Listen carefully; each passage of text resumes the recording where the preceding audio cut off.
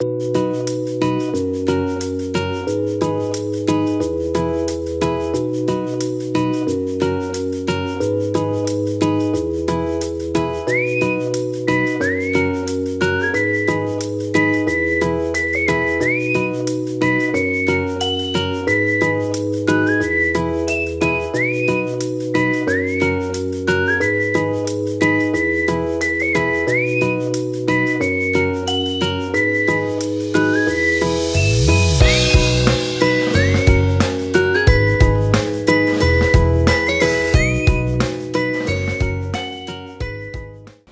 dear learners, I am Shahida. ഇന്ന് നമ്മൾ BA Hindi first സെമിസ്റ്ററിലെ Hindi സാഹിത്യ का इतिहास ആദികാൽ से रीतिकाल तक എന്ന ഈ ലേണിംഗ് മെറ്റീരിയലിലെ 6ാമത്തെ ബ്ലോക്കാണ് നമ്മൾ ഡിസ്കസ് ചെയ്യാൻ പോകുന്നത്. 6ാമത്തെ ബ്ലോക്കിലും രീതികാലത്തെ കുറിച്ച് തന്നെയാണ് പറയുന്നത്. രീതികാൽ കവിയോं की परंपरा और विशिष्टताएं. രീതികാലത്തെ കവികളുടെ പാരമ്പര്യവും സവിശേഷതകളുമാണ് നമ്മൾ ഈ ഒരു ബ്ലോക്കിൽ മൊത്തം ഡിസ്കസ് ചെയ്യാൻ പോകുന്നത്. ഇതിൽ ഫസ്റ്റ് യൂണിറ്റ് എന്ന് പറയുന്നത് രീതിബദ്ധ പരമ്പര और उसके प्रमुख कवि. രീതിബദ്ധ പാരമ്പര്യത്തിലുള്ള കവികളും അവരെക്കുറിച്ചുമാണ് നമ്മൾ ഡീറ്റെയിൽഡ് ആയിട്ട് ആ ഒരു രീതിബദ്ധ ഇതിൽപ്പെട്ട എല്ലാ കവികളെ കുറിച്ചുമുള്ള പ്രമുഖരായ കവികളെ കുറിച്ചുള്ള ഒരു ഫുൾ ഡീറ്റെയിൽഡ് യൂണിറ്റ് ആണ് ഇത്. രീതിബദ്ധ കാവ്യ വർഗീകരണം രീതിബദ്ധ കാവ്യ വർഗീകരണം ഇതിലൂടെ നമ്മൾ മനസ്സിലാക്കുന്നു. രീതികാलीन काव्य के परिप्रेक्ष्य में रीतिबद्ध काव्य का सामान्य परिचय प्राप्त करता है. രീതികാलीन काव्य के परिप्रेक्ष्य के ഈ പാഠത്തിലൂടെ രീതിബദ്ധ കവികളെ കുറിച്ച് നമ്മൾ കൂടുതൽ മനസ്സിലാക്കുന്നു. രീതിബദ്ധ കാവ്യക്ക് രീതിബദ്ധ കാവ്യങ്ങളുടെ സ്വരൂപം മനസ്സിലാക്കുന്നു. രീതികാलीन कविता में रीतिबद्ध काव्य के महत्व का परिचय प्राप्त करता है. രീതികാलीन കവികളിലൂടെ രീതിബദ്ധ काव्यങ്ങളെ കുറിച്ച് കൂടുതൽ മനസ്സിലാക്കുന്നു. രീതിബദ്ധ काव्य की प्रमुख प्रवृत्तियों के बारे में विस्तार से जानकारी प्राप्त करता है. രീതിബദ്ധ काव्य പ്രവൃത്തികളിലൂടെ പ്രവൃത്തികളെ കുറിച്ച് നമ്മൾ വിശദമായി തന്നെ പഠിക്കുന്നു. രീതിബദ്ധ പ്രമുഖ കവിയോ और उनकी रचनाओं का परिचय प्राप्त करता है. രീതിബദ്ധത്തിലെ പ്രമുഖമായ കവികളെ കുറിച്ചും അതിന്റെ രചനകളെ കുറിച്ചും നമ്മൾ കൂടുതലായി മനസ്സിലാക്കുന്നു. रीतिकाल की परिधि में काव्य रचना करने वाले कवियों की व्यापक छानबीन करने का उपरांत आचार्य रामचंद्र शुक्ल ने रीति ग्रंथकार कवि एवं अन्य कवि के रूप में 2 ही श्रेणियां निर्धारित की थी. രീതികാലത്തിന്റെ പരിധിയിൽപ്പെടുന്ന കാവ്യരചനകൾ എഴുതുന്ന കവികളിൽ ഗവേഷണം നടത്തുമ്പോൾ ആചാര്യ രാമചന്ദ്ര ശുക്ല ഗവേഷണം നടത്തിയതിന്റെ അടിസ്ഥാനത്തിൽ ആചാര്യ രാമചന്ദ്ര ശുക്ല ഇപ്രകാരം ഒരു പ്രസ്താവനയിലെത്തി. രീതികാലത്ത് രണ്ട് ശ്രേണികളായിട്ടാണ്.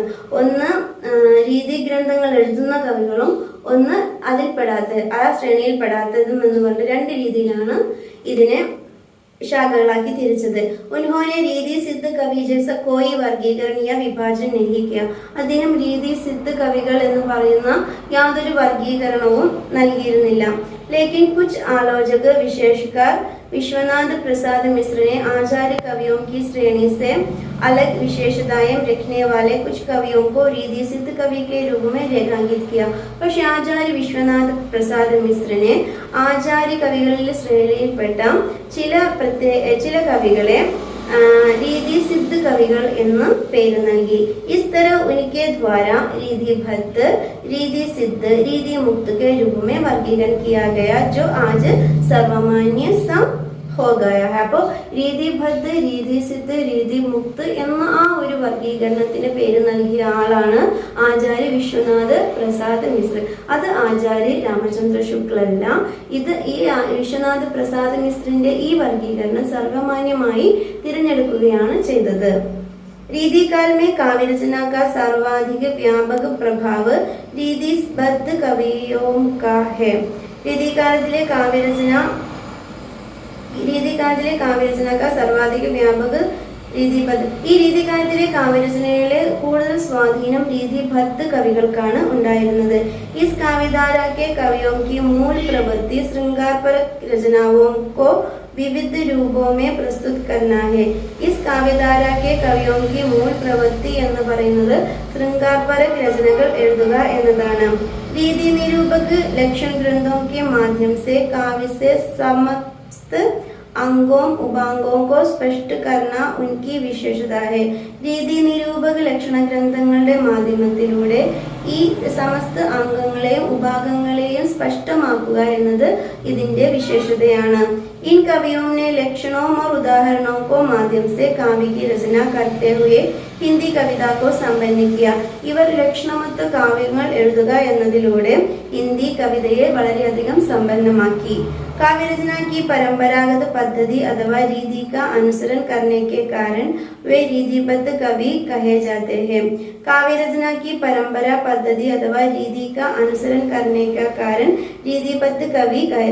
ഈ കാവ്യരചനകൾ നടത്തുമ്പോൾ കാവ്യ നിരൂപണത്തിന്റെ എല്ലാ പാരമ്പര്യങ്ങളെയും നിയമങ്ങളെയും അനുസരിക്കുക വഴി ഇതിനെ രീതി ബദ്ധ കവികൾ എന്ന് പറയുന്നു. വേ പരമ്പര സെ പ്രാപ്ത് രീതി അഥവാ പന്ത് കി സ്വീകാർ കർ രചന കർനെ വാല കവി മാനത്തെ ഹെ. ഇവർ പാരമ്പര്യമായുള്ള രീതി എന്ന സമ്പ്രദായ രീതിയെ സ്വീകരിച്ച് രചനകൾ നടത്തുന്നത് കൊണ്ടാണ് ഇവർക്ക് രീതിബദ്ധ കവികൾ എന്ന് പേര് വന്നത്. ശാസ്ത്രീയ ढंग के अनुसार ലക്ഷण ഉദാഹരണം. ശാസ്ത്രീയമായ ശൈലിയിലൂടെ അനുസരിച്ച് ലക്ഷണങ്ങളും ഉദാഹരണങ്ങളും. കാവ്യാംഗ നിരൂപണമേ ലക്ഷണോं का निर्माण. കാവ്യാംഗ നിരൂപണ ലക്ഷണ ഗ്രന്ഥങ്ങളുടെ നിർമ്മാണം. കാവ്യരചനയ്ക്ക് പരമ്പരാഗത പദ്ധതി. കാവ്യരചനയുടെ പാരമ്പര്യ രീതിയിലുള്ള പദ്ധതി. കാവ്യാംഗ വിസ്തൃത വിവേചനം. കാവ്യാംഗങ്ങളുടെ വിസ്തൃതമായ വിശകലനം. തർക്കദ്വാര ഖണ്ഡനം. വാദത്തിലൂടെ നിരാകരിക്കൽ. തർക്കവാദങ്ങളിലൂടെ നിരാകരിക്കൽ. അടുത്ത ചർച്ച രീതിബദ്ധത और रीति काव्य. काव्य रचना के लिए काव्यशास्त्रीय परंपरा एवं पद्धति का पालन करते हुए लक्षण ग्रंथों की रचना करने वाले आचार्य कवि रीतिबद्ध कवि है. काव्य रचना के लिए काव्यशास्त्रीय परंपरा एवं पद्धति का पालन കാവ്യരചന നടത്തുമ്പോൾ കാവ്യശാസ്ത്രത്തിലെ പാരമ്പര്യത്തെയും പദ്ധതികളും അനുസരിച്ച് ലക്ഷണ ഗ്രന്ഥങ്ങൾ എഴുതുന്ന ആചാര്യ കവികളെയാണ് രീതിബദ്ധ കവികൾ എന്ന് പറയുന്നത്. इस काव्यधारा के कवि काव्यरचना के नियमों में बांधकर रचना करते हैं. ഈ കാവ്യധാരയിലെ കവികൾ കാവ്യരചനയുടെ നിയമങ്ങളെല്ലാം അനുസരിച്ചാണ് രചനകൾ നടത്തിയിരുന്നത്. वे परंपरागत रीति से भांति बधाई परिपाटी पर काव्य रचना करने वाले कवि हैं. ഇവർ പരമ്പരാഗതമായ രീതിയിൽ ബന്ധിതമായ കാവ്യരചന നടത്തുന്ന കവികളായിരുന്നു. जिन्हें रीतिबद्ध काव्यधारा के अंतर्गत स्थान दिया गया है. ഇവരെയാണ് നമ്മൾ രീതിബദ്ധ കാവ്യധാരയിലുള്ള കവികൾ എന്ന് പറയുന്നത്. इस धारा के आचार्य कवियों ने अलंकार निरूपण, रस निरूपण, नायिकाभेद निरूपण आदि की सुदृढ़ और व्यापक परंपरा हिंदी में स्थापित किया. ഈ ധാരയിൽപ്പെട്ട ആചാര്യ കവികൾ അലങ്കാര നിരൂപണം, രസനിരൂപണം, നായികാഭേദ നിരൂപൺ ആദി സുദൃഢമായും വ്യാപകമായുമുള്ള കാവ്യങ്ങൾ രചിക്കുക വഴി ആ ഒരു പാരമ്പര്യത്തെ ഇവിടെ സ്ഥാപിച്ചു. ഏത് സംസ്കൃത കാവ്യശാസ്ത്രീയ സമ്പ്രദായവുമേ പ്രചലിതത്തി. എന്താണോ സംസ്കൃത കാവ്യ പരമ്പരയിൽ ഉണ്ടായിരുന്നത് അതേ രീതി തന്നെയാണ് ഇവരും പ്രയോഗിച്ചിരുന്നത്. ഹിന്ദിമേ ഏക നവീൻ കാവ്യ പരമ്പരയ്ക്ക് സൂചകതി. ഇത് ഹിന്ദിയിലെ ഒരു പുതിയ കാവ്യ പരമ്പരയ്ക്ക് തുടക്കം കുറിച്ചു. ആചാര്യ വിശ്വനാഥ് പ്രസാദ് മിശ്ര के अनुसार रीतिबद्ध रचना लक्षणों और उदाहरणों से युक्त होती है. ആചാര്യ വിശ്വനാഥ് പ്രസാദ് മിശ്രന്റെ അടിസ്ഥാനത്തിൽ രീതിബദ്ധ രചന എന്ന് പറയുന്നത് ലക്ഷണ ഉദാഹരണങ്ങളിലും യുക്തമായ രചനകളാണ്. संस्कृत में तो पहले से ही रस, ध्वनि, अलंकार संप्रदायों की विवेचना करने वाले लक्षण ग्रंथों में रस निरूपण, अलंकार निरूपण तथा नायक नायिका भेद आदि का विस्तृत और व्यापक विवेचन विद्यमान है. ഈ സംസ്കൃതത്തിലാണ് അന്ന് ധ്വനി, അലങ്കാരം, രസം എന്നീ സമ്പ്രദായങ്ങളും വിവേചനങ്ങളുള്ള ലക്ഷണ ഗ്രന്ഥങ്ങൾ ഉണ്ടായിരുന്നത്. ഇതേപോലെ തന്നെ അലങ്കാര നിരൂപണവും തഥാ നായിക നായക ഭേദങ്ങളും വിസ്തൃതമായും വ്യാപകമായി വിവേചനം ചെയ്തിട്ടുള്ള ഗ്രന്ഥങ്ങളാണ് അന്ന് ഉണ്ടായിരുന്നത്. इसमें प्रेरणा लेकर रीतिकाल की रीतिबद्ध कवियों ने हिंदी में रचना करना आരംഭിച്ചു. ഈ ഒരു കാര്യങ്ങളിലെല്ലാം പ്രോത്സാഹനം ഉൾക്കൊണ്ടുകൊണ്ടാണ് ഇതേപോലത്തെയുള്ള രചനകൾ അവർ ഹിന്ദിയിലേക്ക് കൊണ്ടുവന്നത്. रीतिबद्ध कवि संस्कृत आचार्यों से इस दृष्टि से भिन्न थे कि जब हम संस्कृत के आचार्य काव्यांग निरूपण में लक्षणों का निर्माण करते और उदाहरण किसी अन्य प्रसिद्ध कवि का उद्धृत करते हुए उन लक्षणों को स्पष्ट करते थे. ഈ രീതിബദ്ധ കവികൾ സംസ്കൃത ആചാര്യന്മാരിൽ നിന്ന് കുറച്ച് ഒരു കാര്യത്തിൽ വ്യത്യസ്തരായിരുന്നു. എന്താണ് എന്ന് വെച്ചാൽ സംസ്കൃത ആചാര്യന്മാർ കാവ്യാംഗ നിരൂപണം നടത്തി ഗ്രന്ഥങ്ങൾ എഴുതുകയും ഉദാഹരണങ്ങൾ മറ്റുള്ളവരിൽ നിന്നെടുത്ത് ഉദാഹരണ സഹിതം വ്യക്തമാക്കുകയുമാണ് ചെയ്തിരുന്നത്. പക്ഷേ हिंदी के रीतिबद्ध कवि रीति निरूपण में लक्षणों का निर्माण करने के उपरांत उन्हें स्पष्ट करने के लिए स्वयं रचित काव्यमय उदाहरण भी देते हैं. പക്ഷേ ഹിന്ദിയിലെ ആചാര്യ കവികൾ അങ്ങനെയായിരുന്നില്ല. അവർ കാവ്യാംഗ നിരൂപണം നടത്തുകയും അതിലെ ഉദാഹരണങ്ങൾ സ്വയം എഴുതുകയുമാണ് ചെയ്തിരുന്നത്. स्वयं के काव्य उदाहरणों और लक्षणों के स्पष्ट करने के कारण वे संस्कृत आचार्यों से अलग हो जाता है. സ്വന്തമായ ഉദാഹരണത്തിലൂടെ കാര്യങ്ങൾ വ്യക്തമാക്കുക വഴി അവർ സംസ്കൃത ആചാര്യന്മാരിൽ നിന്നും വ്യത്യസ്തരായിരുന്നു. रीतिकाल के कवियों में आचार्य और कवि दोनों एक ही व्यक्ति के होने के परिणाम उत्कृष्ट काव्य रचना की दृष्टि में बहुत संतोषप्रद नहीं कहा जा सकता है. രീതികാലത്തിലെ കവികളിൽ കവികളും ആചാര്യന്മാരും എല്ലാം ഒരാളായതുകൊണ്ട് തന്നെ തൃപ്തികരമായിരുന്നു അന്നത്തെ രചന എന്ന് പറയാൻ വയ്യ. संस्कृत साहित्य में कवि और आचार्य दो भिन्न भिन्न श्रेणियों के व्यक्ति रहे. സംസ്കൃത സാഹിത്യത്തിൽ കവിയും ആചാര്യന്മാരും വ്യത്യസ്തരായിരുന്നു. ഹിന്ദി കാവ്യ ക്ഷേത്ര में यह भेद लुप्त हो गया है. ഹിന്ദി സാഹിത്യത്തിൽ ഇത് വ്യത്യസ്തമായിരുന്നു. इस ഏകീകരണ का प्रभाव अच्छा नहीं पड़ा. ഈ ഏകീകരണം വളരെ നല്ലതായിരുന്നില്ല. आचार्यत्व के लिए जिस सूक्ष्म विवेचन या पर्यालोचन शक्ति की अपेक्षा होती है उसका विकास नहीं हुआ. ആചാര്യത്വത്തിന് വേണ്ടിയിട്ട് ഇവർ സൂക്ഷ്മമായി ഗ്രന്ഥങ്ങളെ വിശകലനം ചെയ്യുകയും ഒഴിവാക്കുകയും ചെയ്തിരുന്നു. कवि लोग एक ही दोहे में अपर्याप्त लक्षण देकर अपने कवि कर्म में പ്രവൃത്തി हो जाते थे. അവർ ദോഹകളിലുമെല്ലാം അലങ്കാരത്തിലെ ലക്ഷണങ്ങൾ കുറവ് കണ്ട് അവയെ കവികർമ്മങ്ങളിൽ നിന്ന് എതിരായിട്ട് തീരുമാനങ്ങൾ എടുക്കുക ചെയ്തിരുന്നു. काव्यांग का विस्तृत विवेचन तर्क द्वारा खंडन मंडन नए नए सिद्धांतों का प्रतिपादन आदि कुछ भी न हुआ. കാവ്യാംഗത്തിന്റെ വിസ്തൃതമായ വിവേചനവും തർക്കരഹിതമായ നിരാകരിക്കലും സിദ്ധാന്തങ്ങളുടെ പ്രതിപാദനവുമെല്ലാം കുച്ച് ബി ന ഒന്നും അന്നുകാലത്ത് ഉണ്ടായിരുന്നില്ല. ഇതൊക്കെ ആചാര്യ രാമചന്ദ്ര ശുക്ലന്റെ ഹിന്ദി സാഹിത്യ ഇതിഹാസം എന്ന ഗ്രന്ഥത്തിലാണ് പറഞ്ഞിരിക്കുന്നത്. അടുത്ത രീതിബദ്ധ കാവ്യങ്ങൾ എങ്ങനെയാന്ന് നോക്കാം. രീതികാലമേ രചിത രീതിബദ്ധ काव्य का स्वरूप बहुत व्यापक है. परंपरागत काव्य रचना पद्धति के अनुकरण में श्रृंगारपरक रचनाओं का सर्जन इस काल की सामान्य प्रवृत्ति कही जा सकती है.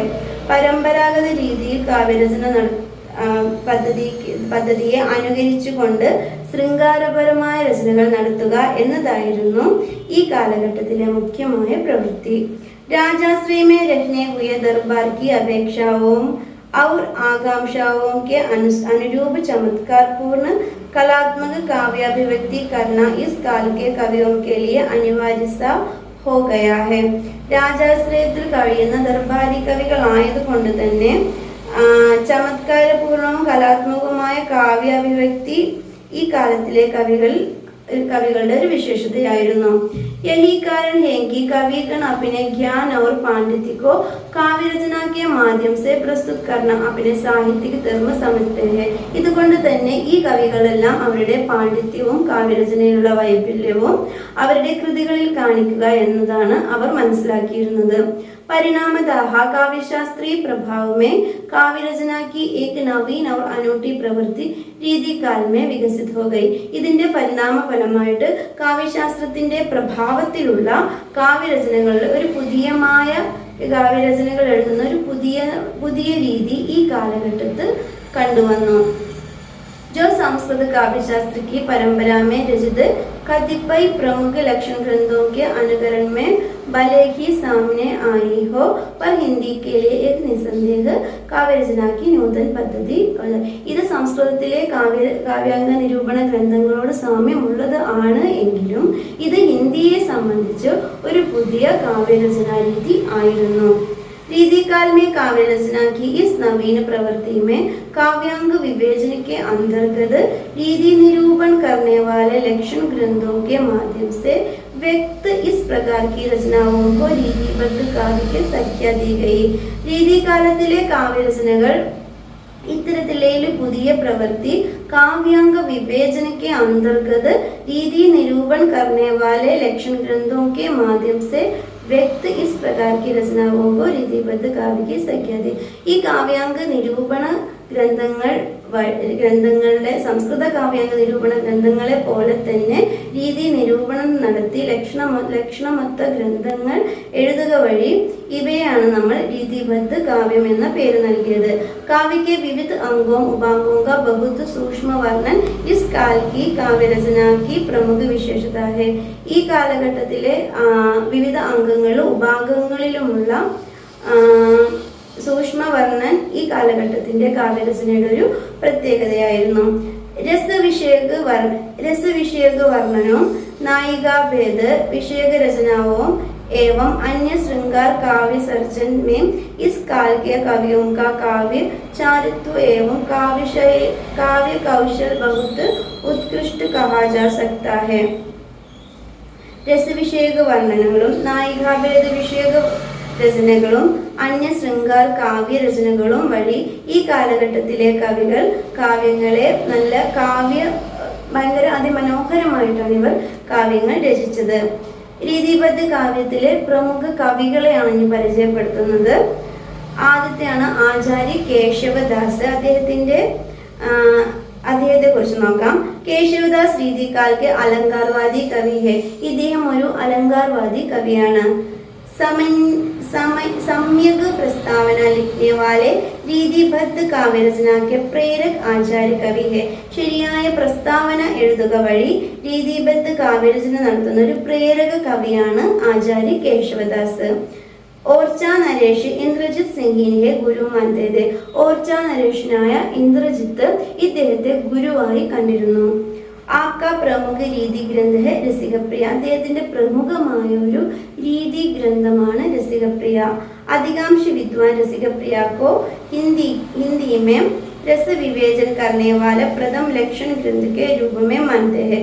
അധികം വിദ്വാൻമാരും രസികപ്രിയയെ ഇന്ത്യയിലെ രസവിവേചനം നടത്തുന്ന ഒരു പ്രഥമ ലക്ഷണ ഗ്രന്ഥമായിട്ടാണ് കണ്ടിരുന്നത്. ഇൻമേം 9 രസോं का वर्णन. ഇതിൽ 9 രസങ്ങളെ കുറിച്ചുള്ള വർണ്ണനയും ഉണ്ട്. लेकिन इसका मूल भाव श्रृंगार. പക്ഷെ ഇതിന്റെ മൂലഭാവം എന്ന് പറയുന്നത് ശൃംഗാരമാണ്. കവിപ്രിയ, രതൻ ഭാവനി, വീർ ചരിത്, ജഹാംഗീർ ജസ്ചന്ദ്രിക, രാമചന്ദ്രിക, വിജ്ഞാൻ ഗീത, നഖശിഖ്, ചന്ദ്മാല ആദി അന്യ പ്രമുഖ കേശവദാസിന്റെ രചനകൾ ആണ്. രണ്ടാമത്തെ ആളാണ് ചിന്താമണി. ചിന്താമണി ഷാജി ഭോസ്ല, ഷാജഹാൻ ഔർ ദാരാ ഷിക്കോഹ് के आश्रय में രഥവി മുഗൾ രാജാക്കന്മാരുടെ കീഴിലുണ്ടായിരുന്ന ദർബാരി കവിയാണ് ചിന്താമണി. चिंतामणि ने रीति निरूपण को अत्यंत निष्ठा के साथ ग्रहण किया. അദ്ദേഹം രീതി നിരൂപണത്തെ വളരെ നിഷ്ഠയോടുകൂടിയിട്ടാണ് മനസ്സിലാക്കിയിരുന്നത്. आचार्य रामचंद्र शुक्ल की दृष्टि में चिंतामणि रीतिकाल के प्रवर्तक आचार्य कवि है. ആചാര്യ രാമചന്ദ്ര ശുക്ലിന്റെ അഭിപ്രായത്തിൽ ചിന്താമണി രീതികാലത്തിന്റെ പ്രവർത്തക കവിയാണ്. പൊതുവെ എല്ലാവരും കേശവദാസിനെയാണ് രീതികാലത്തിന്റെ പ്രവർത്തക കവി എന്ന് പറഞ്ഞിരുന്നത്. പക്ഷെ ആചാര്യ രാമചന്ദ്ര ശുക്ല ചിന്താമണിയാണ് രീതികാലത്തിന്റെ പ്രവർത്തക കവി എന്ന് പറയുന്നത്. केशवदास से भिन्न आदर्श को लेकर चलने वाले कवि हैं और रीतिकाल की अविच्छिन्न काव्य परंपरा का प्रवर्तक है. കേശവദാസ് ഈ ചിന്താമണി കേശവദാസിന്റെ അഭിപ്രായങ്ങളിൽ നിന്ന് വ്യത്യസ്തമായി ചിന്തിക്കുന്ന ഒരു കവിയായിരുന്നു. അതുകൊണ്ട് രീതികാലത്തിലെ ഒരു വ്യത്യസ്തമായ ഒരു പാരമ്പര്യത്തിന്റെ പ്രവർത്തകൻ കൂടിയായിരുന്നു ചിന്താമണി. രസ്വിലാസ്, ചന്ദ്വിചാർ പിംഗള്, ശൃംഗാർ മഞ്ജരി, കവികുൽ കൽപ്പതരു, കൃഷ്ണചരിത്, കാവ്യ വിവേക്, കാവ്യ പ്രകാശ്, രാമായൺ, രാമാശ്വമേഘ്, ഗീത ഗോവിന്ദ്, പാരഗഡി, ചൗതീസ ഇതൊക്കെ ചിന്താമണിയുടെ രചനകൾ ആണ്. അടുത്തതാണ് ജസ്വന്ത് സിംഹ്. वे रीतिकाल के अलंकार निरूपक आचार्य कवियों में प्रमुख है. ഇദ്ദേഹം രീതികാലത്തിലെ അലങ്കാര നിരൂപക കവികളിൽ പ്രമുഖനാണ്. ആപ്പ് മാർവാഡ് നരേഷ് മഹാരാജ ഗജസിംഗ് ദ്വിതീയ പുത്രതെ. അദ്ദേഹം മാർവാഡ് നരേഷനായ ഗജസിംഹ് ദ്വിതി രണ്ടാമന്റെ മകനാണ്. പിതാക്കെ മൃത്യുവിക്ക് ബാത് 12 വർഷ की आयु में राज्यभार संभालना पड़ा. പിതാവിന്റെ മരണശേഷം 12ാമത്തെ വയസ്സിൽ രാജ്യഭാരം ഏറ്റെടുക്കേണ്ടി വന്ന ഒരാളാണ് ജസ്വന്ത് സിംഗ്. शाहजहां और औरंगजेब के शासनकाल में मुगल दरबार के राजनीतिक गतिविधियों में सक्रिय रहे. ഷാജഹാന്റെയും ഔറംഗസീബിന്റെയും ശാസനകാലത്ത് മുഗൾ ദർബാറിലെ മുഗൾ കാലഘട്ടത്തിലെ ഗതിവിധികളൊക്കെ വളരെ സക്രിയമായിരുന്നു. അനേക കവി ഓർ പണ്ഡിതൻക്ക് ആശ്രയമേറെ, ഒരുപാട് കവികളും പണ്ഡിതന്മാരും മുഗൾ ദർബാറിൽ അവരുടെ ആശ്രയത്തിൽ ഉണ്ടായിരുന്നു. ഭാഷാഭൂഷൺ എനിക്ക് പ്രമുഖ അലങ്കാര വിഷയ ഗ്രന്ഥ. ഭാഷാഭൂഷൺ അദ്ദേഹത്തിന്റെ പ്രമുഖമായ ഒരു അലങ്കാര ഗ്രന്ഥമാണ്. अपरोक्ष सिद्धांत, सिद्धांत बोध, अनुभव प्रकाश, आनंद विलास, सिद्धांत सार आदि प्रमुख रचनाएं हैं. संस्कृत के प्रबोध चंद्रोदय नाटक का ब्रज भाषा में पद्यानुवाद भी इन्होंने किया. സംസ്കൃത നാടകമായ പ്രബന്ധ ചന്ദ്രോദയത്തെ ബ്രജ് ഭാഷയിലേക്ക് പദ്യാനുവാദം ചെയ്ത ആളാണ് ജസ്വന്ത് സിംഗ്. അടുത്ത ആളാണ് മതിറാമ. മതിറാമ का जन्म उत्तर प्रदेश के जिला फतेहपुर के बनपुर नामक स्थान में हुआ.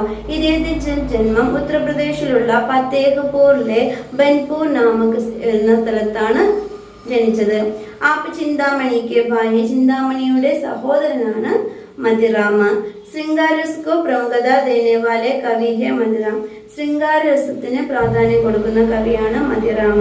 ജഹാംഗീർ, हुमायूं, नरेश, ज्ञानचंद, बूंदी नरेश റാവ്, ഭാവ് സിംഗ് ഹാഡ ആദി അനേക രാജാവും के ആശ്രയ മേരെ. മുകളിൽ പറഞ്ഞ ഈ രാജാക്കന്മാരുടെയൊക്കെ ആശ്രയ കവിയായിട്ട് മതിറാം ജോലി ചെയ്തിട്ടുണ്ട്. ഇനിക്ക് ദ്വാര രചിത 8 ഗ്രന്ഥ കഹേ. അദ്ദേഹത്താൽ എഴുതപ്പെട്ടത് 8 ഗ്രന്ഥങ്ങളാണ് എന്ന് പറയപ്പെടുന്നു. രസരാജ്, ലളിതലരാമ, സാഹിത്യ സാഗർ, മതിറാം മത്സസൈ, ലക്ഷൺ ശൃംഗാർ, ഫൂൽ മഞ്ജരി, അലങ്കാർ പഞ്ചശിക, വൃത്ത കൗമുദി. ഇതൊക്കെ മതിറാമിന്റെയാണ്. അടുത്ത ആളാണ് ഭൂഷൺ. ഈ ഭൂഷന്റെ ഒരു പ്രത്യേകത എന്താണെന്ന് വെച്ചാൽ രീതികാലത്തിൽ തന്നെ വീരരസം തുളുമ്പുന്ന രചനകൾ എഴുതിയ ഒരേ ഒരു ആളാണ് ഭൂഷൺ. रीतिबद्ध कवियों में वीर रस के एकमात्र प्रमुख लोकप्रिय कवि है भूषण. രീതിബദ്ധ കവികളിലെ ഒരേ ഒരു വീരരസത്തിലുള്ള കവിതകൾ എഴുതുന്ന ലോകപ്രിയനായ കവിയാണ് ഭൂഷൺ. അനുമാൻ है कि चित्रकूट के राजा രുദ്രസാ സോളങ്കിനെ ഇനെ ഭൂഷൺ की ഉപാധി सम्मान दिया. ഇങ്ങനെ പറയപ്പെടുന്നു, ചിത്രകൂട രാജാവായ രാജാ രുദ്രസിംഗ് സോളങ്കിയാണ് ഇദ്ദേഹത്തിന് ഭൂഷൺ എന്ന ഉപാധി നൽകിയത്. ഇൻകാ വാസ്തവിക് നാമേ ആജ് ബി മതഭേദ ഹെ. ഇദ്ദേഹത്തിന്റെ ശരിക്കുള്ള പേരിൽ ഇന്നും അഭിപ്രായ വ്യത്യാസങ്ങൾ ഉണ്ട്. ശിവരാജ ഭൂഷൺ, ശിവഭാവനി, छत्रसाल दशक, भूषण उल्लास, दूषण उल्लास, भूषण हजारा आदि प्रमुख ग्रंथ है. शिवराज भूषणും ശിവഭാവിനിയും छत्रसाल ദശകം, ഭൂഷൺ ഉല്ലാസ്, ദൂഷൺ ഉല്ലാസ്, ഭൂഷൺ ഹസാര ഇതൊക്കെ അദ്ദേഹത്തിന്റെ പ്രധാനപ്പെട്ട രചനകൾ ആണ്. അടുത്ത ആളാണ് ദേവ്. रीतिकाल में बिहारी के उपरांत सर्वाधिक लोकप्रिय एवं गंभीर स्वाभाविक कवि है देव. രീതികാലത്തിലെ ബിഹാരി കഴിഞ്ഞാൽ ഏറ്റവും ലോകപ്രിയനും ഗംഭീരനുമായ ഒരു സ്വാഭാവികമായ കവിയാണ് देव. आलोचकों के लिए बिहारी को टक्कर देने वाले कवि है देव. വിമർശന കാര്യങ്ങളിൽ ബിഹാരിയെ വെല്ലുവിളിക്കുന്ന ഒരു കവിയാണ് ദേവ്. बिहारी देव, देव बिहारी का साहित्यिक विवाद जो हिंदी साहित्य के रोचक साहित्यिक कलह है. बिहारी देव, देव बिहारी എന്ന ഈ സാഹിത്യക വിവാദം ഹിന്ദി സാഹിത്യത്തിൽ തന്നെ വളരെ രസകരമായ ഒരു കലഹമാണ്. അവർ ഹിന്ദിക്ക് തുലനാത്മക ആലോചന ഗതി ദേനേവാലി അവിടെ നിന്നുമാണ് ഈ താരതമ്യ വിശകലന പഠനം ഇന്ത്യയിൽ ആരംഭിക്കുന്നത് തന്നെ ഇവരുടെ ഇതിൽ നിന്നാണ്. കവി ദേവ് ദ്വാര രചിത 72 ഗ്രന്ഥ ബത്തായെ ജാത്തെ ഹെ ഇൻമേ സെ കുച്ച് ഹെ. അദ്ദേഹത്താൽ എഴുതപ്പെട്ട 72 ഗ്രന്ഥങ്ങളിൽ ചിലത് ഇവയാണ്. ഭാവ് വിലാസ്, രസവിലാസ്, ഭവാനി വിലാസ്, कुशाल विलास, जाति विलास, वृक्ष विलास, पावस विलास, राधिका विलास, सृजन विनोद, नीति शतक, प्रेम तरंग, रसानंद लहरी, राय रत्नाकर, प्रेम चंद्रिका, प्रेम द्वीपिका, प्रेम दर्शन, अष्टयाम, काव्य रसायन, देव चरित्र, देवमाया पंबज, നഖശിക ആദി. കുലപതി മിശ്ര, അടുത്ത ആളാണ് കുലപതി മിശ്ര. आप जयपुर के महाराजा जय सिंह के पुत्र महाराजा राम सिंह के आश्रय में रहते थे. ഇദ്ദേഹം ജയ്പൂർ മഹാരാജാവ് ജയസിംഗിന്റെ പുത്രനായ മഹാരാജ രാം സിംഗിന്റെ ആശ്രയത്തിൽ കവിഞ്ഞ കവിയായിരുന്നു കുലപതി മിശ്ര. പിംഗളാചാര്യ के रूप में ख्यात रचनाकर कुलपति मिश्र संस्कृत. പിംഗളാചാര്യന്റെ രൂപമേ ഖ്യാത രചനാക്കാർ കുലപതി. പിംഗളാചാര്യന്റെ രൂപത്തിൽ വിഖ്യാതമായ രചന നടത്തുന്ന ആളാണ് കുലപതി മിശ്ര. സംസ്കൃത കാവ്യശാസ്ത്രക്കെ വിദ്വാൻ ആഖ്യാതാക്കെ രൂപമേ വി ജാനജാതെ. സംസ്കൃത കാവ്യശാസ്ത്രത്തിലെ ഒരു വിദ്വാനായിട്ടും ഇദ്ദേഹം അറിയപ്പെടുന്നു. മൗലിക കാവ്യരചന പ്രതിഭാസെ സമ്പന്ന ആചാര്യ കവി ബി ഹെ ആപ്. സ്വന്തമായി രചനകൾ ചെയ്യുന്ന ഒരു അത്ഭുത പ്രതിഭാസമാണ് ഇദ്ദേഹം. ആപ്കെ ദ്വാരാ ലിഖിത 5 പ്രമുഖ രചന, അദ്ദേഹത്താൽ എഴുതപ്പെട്ട 5 പ്രധാനപ്പെട്ട രചനകളാണ് രസരഹസ്യ, സംഗ്രഹസാര, ദുർഗാഭക്തി ചന്ദ്രിക, മുക്തി തരംഗിണി, നഖശിക ആദി. അടുത്ത ആളാണ് ഭിഖാരി ദാസ്. രീതിബദ്ധ കവിയോമേ രീതിബദ്ധ കവികളിൽ പ്രമുഖനാണ്. കാവ്യശാസ്ത്രീയ ജ്ഞാൻ एवं पांडित्य के साथ मौलिक काव्य प्रतिभा का संतुलन भिखारी दास की रचनाओं में देख सकते हैं. കാവ്യശാസ്ത്രീയ അറിവ് കൂടാതെ ഒരു പണ്ഡിതൻ കൂടിയായിരുന്നു ഭിഖാരിദാസ്. ഇത് അദ്ദേഹത്തിന്റെ മൗലിക കാവ്യശാസ്ത്ര രചനകളിൽ നമുക്ക് കാണാൻ സാധിക്കും. ഇദ്ദേഹത്തിന്റെ 7 ഗ്രന്ഥങ്ങളാണ് ഉപലബ്ധമായിട്ടുള്ളത്. വിഷ്ണുപുരാൺ ഭാഷ, ശതരഞ്ജ് ശതിക, രസ് സാരാംശ, ചന്ദ്രോണയ് പിങ്കൾ, ശൃംഗാർ നിർണയ്, കാവ്യ നിർണയ്, ശബ്ദനാം കോശ് മുതലായവ. അടുത്താണ് പത്മാകർ. नवरसों का सफल निरूपण करने वाले आचार्यों में प्रमुख है പത്മാകർ. നവരസങ്ങൾ തുളുമ്പുന്ന രചനകൾ നടത്തുന്ന ആചാര്യന്മാരിൽ പ്രമുഖരാണ് പത്മാകർ. आप अनेक रचनाओं के आश्रय में रहते थे. അദ്ദേഹം അനേക രാജാക്കന്മാരുടെ രാജകവിയായിട്ട് പ്രവർത്തിച്ചിട്ടുണ്ട്. ഇൻകെ അവരിൽ പ്രമുഖനാണ് സാഗർ നരേഷ്, രഘുനാഥ റാവ് അപ്പ, जयपुर नरेश प्रताप सिंह, उदयपुर नरेश महाराजा भीम सिंह. इनके द्वारा ഇത്രയും പേരുടെയൊക്കെ ആശ്രയ കവിയായിട്ട് അദ്ദേഹം ജോലി ചെയ്തിട്ടുണ്ട്. ഇൻകെ ദ്വാര രചിത് 7 മൗലിക ഗ്രന്ഥ, അദ്ദേഹം എഴുതിയ 4 മൗലിക ഗ്രന്ഥങ്ങളാണിത്. പത്മാഭരണ, ജഗത് വിനോദ്, ഹിമ്മത് ബഹാദൂർ വിരുദാവലി, പ്രതാപ് സിംഗ് വിരുദാവലി, പ്രബോധ പച്ചാസ, കലി പച്ചീസി, ഗംഗാലഹരി മുതലായവ. അന്യരചനാക്കാർ ഓർ ഇൻകി രചനായ, മറ്റു രചനാകാരന്മാരും അവരുടെ രചനകളും. ഗ്വാൽ കവി ഇൻകെ 16 ഗ്രന്ഥ കഹേ ജാത്തെ ഹെ. അത് ഗ്വാൽ കവിയാണ്. ഇദ്ദേഹത്തിന്റെ 16 ഗ്രന്ഥങ്ങളുണ്ട് എന്ന് 16 ഗ്രന്ഥങ്ങളുണ്ടെന്ന് പറയുന്നു. അതിൽ സാഹിത്യാനന്ദ്, കവി ദർപ്പണ്, സിക്കാനന്ദ്, നേഹ് നിർവാഹ്, ഹമ്മീർ ഹട്ട്, വിജയ് വിനോദ്, ഇതൊക്കെ ഗുരു പച്ചാസ ആദിയൊക്കെ പ്രമുഖ ഗ്രന്ഥങ്ങളാണ്. അടുത്ത തോഷ് കവി. തോഷ് കവിയുടെയാണ് സുധാനിധി, നഖശിക്, വിനയശതക്, ഇതൊക്കെ തോഷ് കവിയുടെയാണ്. അത് യാക്കൂബ് ഖാന്റെയാണ് രസഭൂഷൺ. ബേനി പ്രവീണിന്റെയാണ് നവരസ തരംഗ. രസലീന്റെയാണ് രസപ്രബോധ്, അംഗദർപ്പൺ. സുഖദേവ് മിശ്രന്റെയാണ് വൃത്താവിചാരം, ചന്ദ്വിചാരം. രസിക ഗോവിന്ദയാണ് ഇൻകെ 10 ഗ്രന്ഥ മാനത്തെ ഹെ. സമയ പ്രബന്ധ്, രാമായൺ, സൂചനിക ആദി പ്രമുഖ ഹെ. ഇതൊക്കെ അന്യ പ്രമുഖരല്ലാത്ത കവികളാണ്. അടുത്തതാണ് ശ്രീപതി മിശ്ര. കാവ്യ സരോജ്, രസസാഗർ, വിക്രം വിലാസ്. സുർദി മിശ്രന്റെയാണ് അലങ്കാർ മാല, സമരസ്, നഖശിക്, ഭക്തി വിനോദ്, ശൃംഗാരസ്, ഇതൊക്കെ.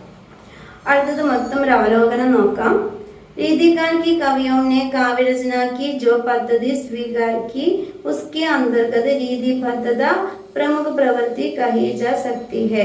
രീതികാലത്തിന്റെ കവികളിൽ കാവ്യരചന പദ്ധതികൾ സ്വീകരിക്കുകയും അതിൽ നിന്നുകൊണ്ട് തന്നെ രീതിബദ്ധമായ രചനകൾ നിർവഹിക്കുക എന്നതുമായിരുന്നു അവരുടെ പ്രമുഖമായ प्रवृत्ति എന്ന് പറയുന്നത്. रीतिबद्ध कवियों की प्रमुख प्रवृत्ति श्रृंगार परक रचनाओं के विविध रूपों में प्रस्तुत करता है. ഈ രീതിബദ്ധ കവികളുടെ പ്രമുഖ പ്രവൃത്തി ശൃംഗാര രസത്തിലുള്ള രചനകൾ എഴുതുക എന്നതായിരുന്നു. രീതിബദ്ധ कवि रीति निरूपक लक्षण ग्रंथों के माध्यम से काव्य के समस्त अंगों उभागों को स्पष्ट किया है. രീതിബദ്ധ കവികൾ രീതി നിരൂപണത്തിലെ ലക്ഷണ ഗ്രന്ഥങ്ങളുടെ മാധ്യമത്തിലൂടെ എല്ലാ അംഗങ്ങളെയും ഉപാംഗങ്ങളെയും സ്പഷ്ടമാക്കിയിരുന്നു. उसके लिए लक्षणों और उदाहरणों के माध्यम से काव्यമായി അഭിവ്യക്തി അദ്ദേഹം ലക്ഷണങ്ങളിലൂടെയും ഉദാഹരണങ്ങളിലൂടെയും കാവ്യമയമായ काव्यांग निरूपण നടത്തിയിരുന്നു. इस प्रकार हिंदी कविता के जैसे प्रसार एवं विकास इन कवियों ने किया है वे उल्लेखनीय है. ഇത്തരത്തിൽ ഹിന്ദി സാഹിത്യത്തിന് വളരെ വികാസം നൽകുന്ന ഒരു കവികളായിരുന്നു ഇവർ. काव्य रचना के इस व्यापक प्रयास को രീതിബദ്ധ काव्य के रूप में स्वीकार किया गया है. काव्य रचനയിലുള്ള ഈ വിപുലമായ പരിശ്രമത്തെ രീതിബദ്ധ काव्य നിരൂപക രീതിബദ്ധ काव्य रूपമായി നമ്മൾ സ്വീകരിച്ചു. और ऐसी काव्य रचना करने वाले कवियों को രീതിബദ്ധ कवि के रूप में जाना जाता है. ഇങ്ങനെയുള്ള രചനകൾ നടത്തുന്ന കവികളെ നമ്മൾ രീതിബദ്ധ കവികൾ എന്ന് പറഞ്ഞു. പുനരാവൃത്തി ഒന്ന് വായിച്ചു നോക്കിയാണുള്ളതേ ഉള്ളൂ. ഇതിലെ പ്രധാനപ്പെട്ട അസൈൻമെന്റ്സ് എന്ന് പറഞ്ഞാൽ കേശവദാസ് की रचना होगी. കേശവദാസിനെയും അദ്ദേഹത്തിന്റെ രചനകളെ കുറിച്ച് എഴുതാനാണ്, ദേവിന്റെ രചനകളെ കുറിച്ച് എഴുതാനാണ് വന്നിരിക്കുന്നത്. ഇത് ഇത്രയേ ഉള്ളൂ. ആപ്കി രായ്മ, താങ്കളുടെ അഭിപ്രായത്തിൽ പ്രസിദ്ധനായ രീതിബദ്ധ കവി ആരാണെന്നൊരു ക്വസ്റ്റ്യൻ. രീതിബദ്ധ കവി കാവ്യരചന की परंपरा पद्धति अपनाता है. സിദ്ധിക്കിജി. രീതിബദ്ധ കവികൾ അവരുടേതായ ഒരു കാവ്യരചന പരമ്പരാഗത പദ്ധതി, അവരൊരു കാവ്യരചനയുടെ ഒരു പാരമ്പര്യ പദ്ധതി തന്നെ തയ്യാറാക്കിയിട്ടുണ്ട്. അതെന്താണെന്ന് വ്യക്തമാക്കാനാണ് പറഞ്ഞത്. ഇതിലിപ്പോൾ രീതിബദ്ധ കവികളെ കുറിച്ചുള്ള പൂർണ്ണമായിട്ട് ആരൊക്കെയാണ് പ്രമുഖരെന്നും എന്തൊക്കെയാണ് അതിൻ്റെ സവിശേഷതകളെന്നും പൂർണ്ണമായിട്ടുള്ളൊരു അറിവ് നമുക്ക് തന്നിട്ടുണ്ട്. നമുക്ക് വളരെ വൃത്തിയായിട്ട് തന്നെ ഈ വിഷയത്തെക്കുറിച്ച് എഴുതാൻ കഴിയും. അപ്പോൾ ലെസൺ ഒന്ന് ജസ്റ്റ് ഒന്നിങ്ങനെ വായിച്ചു വിട്ടാൽ തന്നെ മതി ഈ ക്ലാസ് കേട്ട് കഴിഞ്ഞിട്ട്. അപ്പോൾ നന്നായിട്ട് പഠിക്കുക, നല്ല മാർക്ക് സ്കോർ ചെയ്യുക. All the best. Thank you.